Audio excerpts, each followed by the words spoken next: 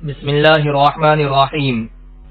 صرف 5 منٹ کا مدرسہ قرآن و حدیث کی روشنی میں 19 صفر المظفر۔ نمبر 1، اسلامی تاریخ۔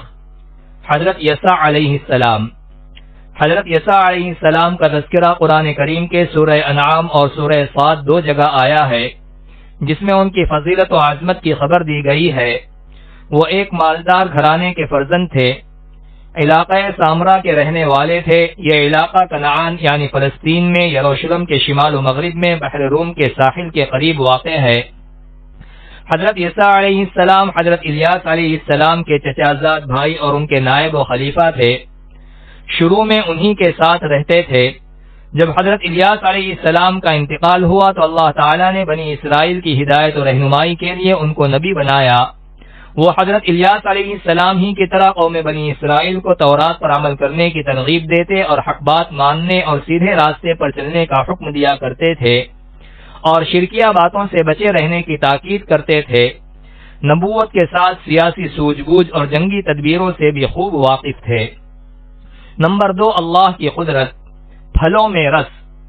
اللہ تعالیٰ نے ہمارے فائدے کے لیے بہت سے قسم کے پھلدار درخت پیدا فرمائے جن پر موسم کے لحاظ سے پھل اگتا ہے۔ ان میں سے بعض پھل کھٹے اور بعض میٹھے ہوتے ہیں، پھر بعض پھلوں میں لذیذ اور عمدہ رس پیدا کر دیتا ہے۔ آم، سنترا، موسمبی اور انگور جیسے پھلوں سے ہم مزیدار جوس نکال کر پیتے ہیں۔ آخر ان پھلوں میں عمدہ و لذیذ اور الگ الگ قسم کا رس کون پیدا کرتا ہے؟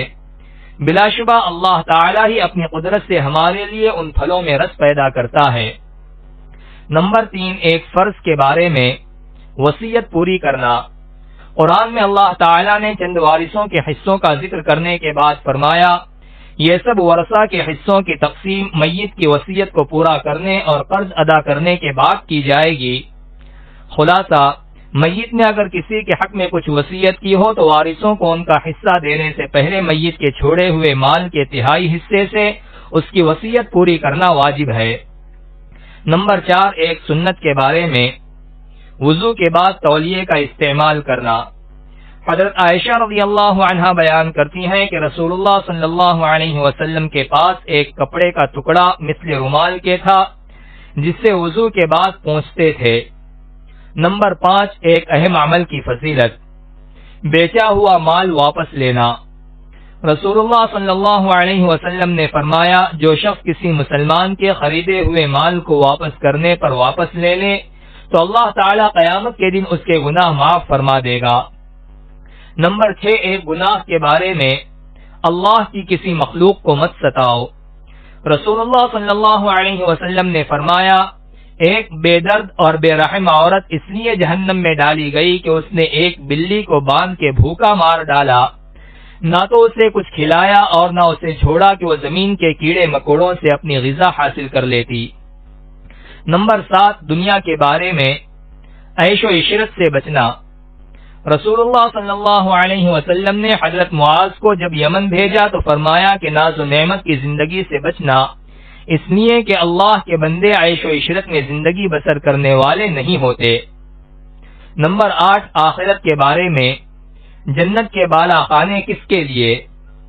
قرآن میں اللہ تعالیٰ فرماتا ہے، جو لوگ اپنے رب سے ڈرتے ہیں تو ان کے لیے جنت کے ایسے بالا خانے ہیں جن کے اوپر اور بالا خانے بنے ہوئے ہیں، ان کے نیچے نہریں جاری ہوں گی۔ اللہ نے ان سے یہ وعدہ کیا ہے اور اللہ تعالیٰ وعدہ خلافی نہیں کرتا۔